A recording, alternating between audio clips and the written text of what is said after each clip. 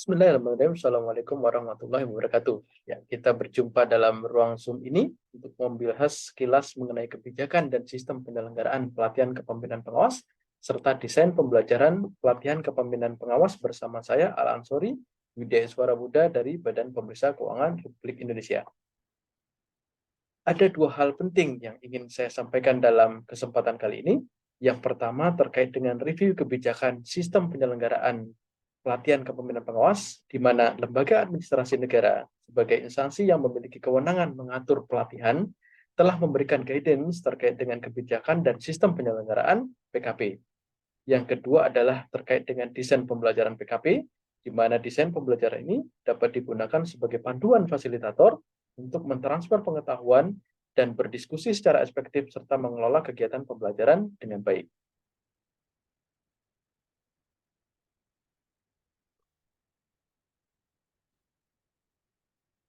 Bapak Ibu bisa dilihat di layar ya terkait dasar hukum pelatihan kepemimpinan. Ada beberapa perangkat perundang-undangan. Yang pertama, pengaturan secara umum berupa Undang-Undang Nomor 5 Tahun 2014 tentang aparatur sipil negara, lebih khusus lagi terkait dengan pelatihan struktural kepemimpinan dan pelatihan kepemimpinan pengawas melalui peraturan lembaga administrasi negara dan keputusan kepala lembaga administrasi negara. Kemudian untuk mencapai kompetensi kepemimpinan yang diharapkan, maka dibuat 4 agenda pembelajaran PKP. Salah satunya adalah agenda 3 yang terdiri dari 7 modul pembelajaran. Nah, pelatihan kepemimpinan struktural terdiri dari 4 jenis. Yang pertama adalah pelatihan kepemimpinan nasional tingkat 1, yang merupakan kompetensi kepemimpinan kolaboratif yang diperuntukkan bagi JPT Madya. Yang kedua adalah pelatihan kepemimpinan nasional tingkat 2, yang merupakan kompetensi kepemimpinan strategis bagi JPT Pratama. Yang ketiga adalah pelatihan kepemimpinan administrator, yang merupakan kompetensi pemimpinan kinerja. Dan yang keempat adalah pelatihan kepemimpinan pengawas yang merupakan kompetensi kepemimpinan pelayanan.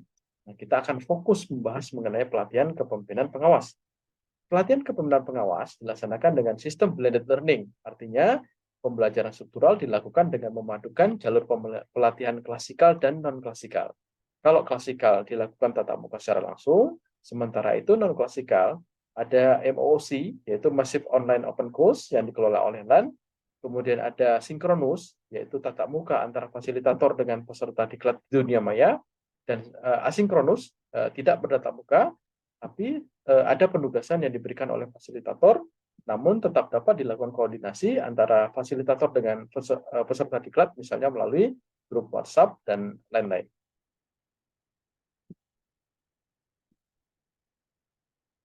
Dalam pelatihan kepemimpinan pengawas, ada 3 jenis mata pelatihan. Yang pertama yaitu mata pelatihan inti yang terdiri dari 4 agenda pembelajaran, di mana teknis pembelajaran dilaksanakan secara blended learning, yaitu e-learning dan klasikal. Kemudian ada mata pelatihan dasar sebanyak 9 JP, di mana para peserta akan belajar secara mandiri. Dan yang ketiga adalah para peserta dapat menentukan sendiri mata pelatihan pilihan, yang idealnya juga terkait dengan tupoksi di instansi masing-masing. Nah, untuk mata pelatihan inti yang terdiri dari 4 agenda pelajaran tadi, masing-masing memiliki modul pembelajaran. Kalau agenda 1 ada 2 modul pembelajaran, agenda 2 ada 3 modul pembelajaran, dan agenda 3 yang menjadi fokus pembahasan kita hari ini adalah ada 7 modul pembelajaran. Setelah itu nanti baru diadakan kegiatan aktualisasi kepemimpinan pelayanan berupa studi lapangan dan juga aksi perubahan pelayanan publik. Evaluasi peserta diklat dilaksanakan untuk menilai pencapaian kompetensi kepemimpinan yang diharapkan, yaitu melayani. Terdiri dari evaluasi akademik, evaluasi pembelajaran lapangan, evaluasi produk aktualisasi kepemimpinan, serta evaluasi sikap dan perilaku. Nah, peserta dinyatakan lulus ketika memperoleh nilai di atas 70,01. Masing-masing tahapan, baik pada saat MOC, pada saat e-learning, pada saat klasikal maupun aktualisasi, memiliki output.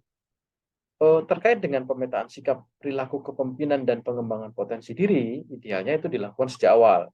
Namun, pemetaan sikap perilaku ini terutama digunakan pada saat kegiatan aktualisasi kepemimpinan, mentoring, dan juga coaching. Ya.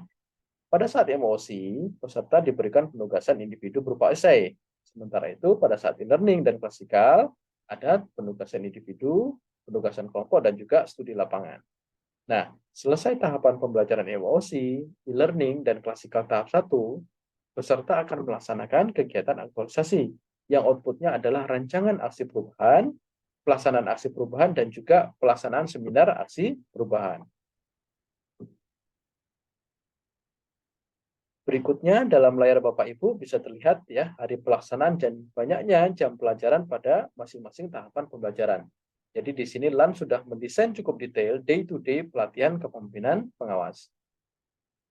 Agenda kedua kita kali ini adalah terkait dengan desain pembelajaran.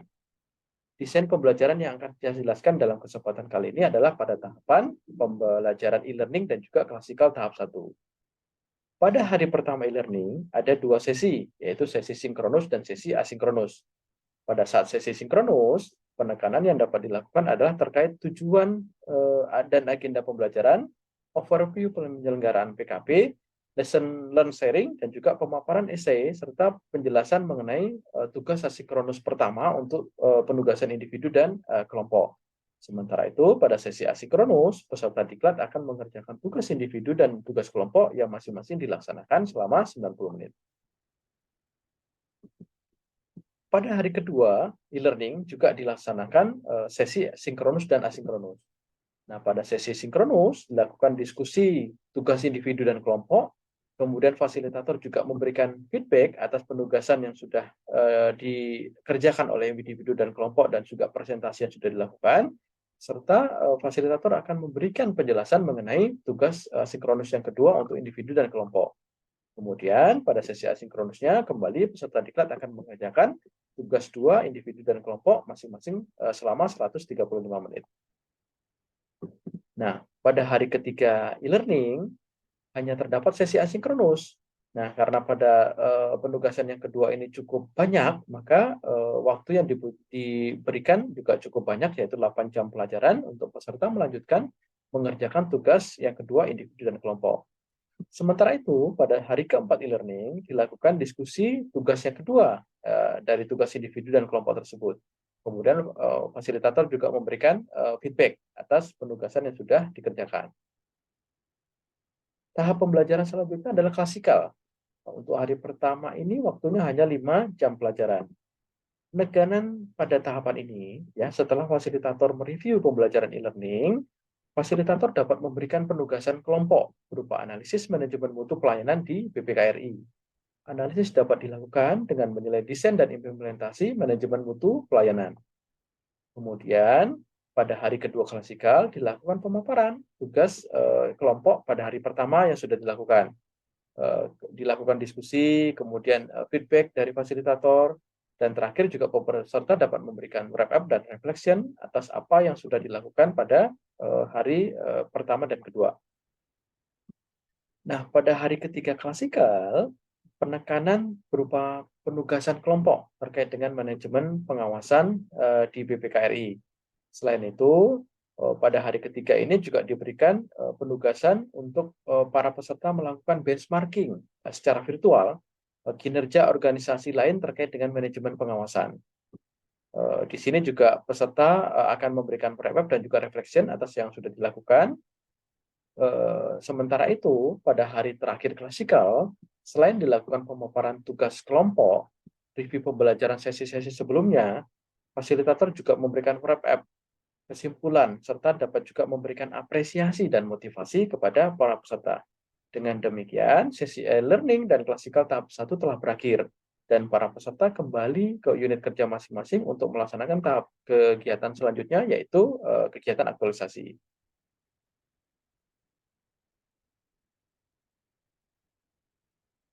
Petik mangga dapatnya 5, cuci dulu supaya bersih. Penjelasan saya tidak lama, cukup sekian, terima kasih. Assalamualaikum warahmatullahi wabarakatuh.